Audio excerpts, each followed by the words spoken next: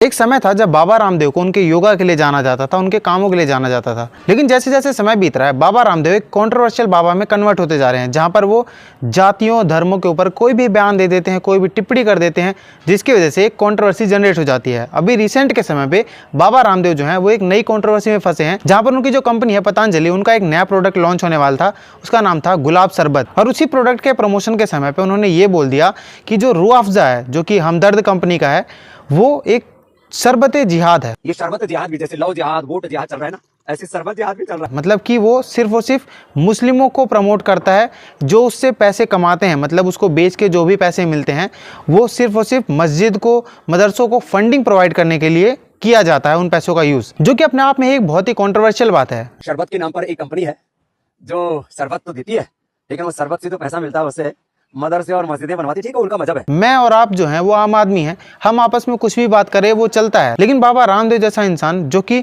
खुद एक बहुत ही पॉपुलर इंसान है, वो अगर ऐसे बयान देते हैं तो वो फिर सचमुच एक्सेप्टेबल नहीं है, जिसकी वजह से बहुत सारे लोगों पे इफेक्ट पड़ता है। और किसी भी ऐसे प्रोडक्ट को जिसको लोग यूज करते हैं, जो लोगों को पसंद है, उसके बारे में ऐसा बोलना कि वो शरबत जिहाद है या फिर उसको धर्म से जोड़ना, ये बहुत ही शर्मनाक बात है। हालांकि इंडिया का जो हाल है ये शुरू से ही ऐसा रह गया है कि हिंदू और मुस्लिम में हम लोग फंस के रह गए हैं।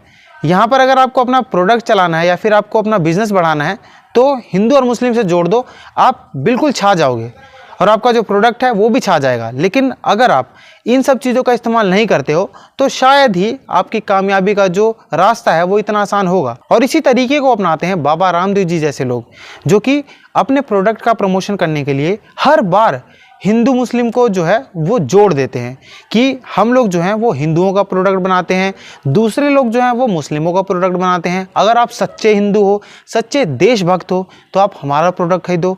मुझे तो नहीं लगता है कि सिर्फ और सिर्फ एक प्रोडक्ट से हम लोग हिंदू साबित हो जाते हैं या फिर हम लोग देशभक्त साबित हो जाते हैं। फिर बेशक इन्होंने अपने प्रोडक्ट में कितने ही केमिकल्स का इस्तेमाल किया हो, कितनी ही चीज़ों का इस्तेमाल किया हो, ये शुद्ध देसी बता के उसको आराम से बेच सकते हैं। तो ये जो टॉपिक है काफ़ी कॉन्ट्रोवर्शियल है, इसके बारे में मैं ज़्यादा कुछ नहीं कह सकता हूं।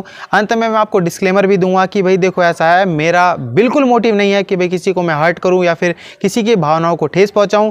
तो अगर किसी को ठेस पहुंच भी रही है तो कृपया करके एक बार इस वीडियो को दोबारा देखें। मेरा बिल्कुल मोटिव नहीं है कि मैं किसी को डिफेम करूं।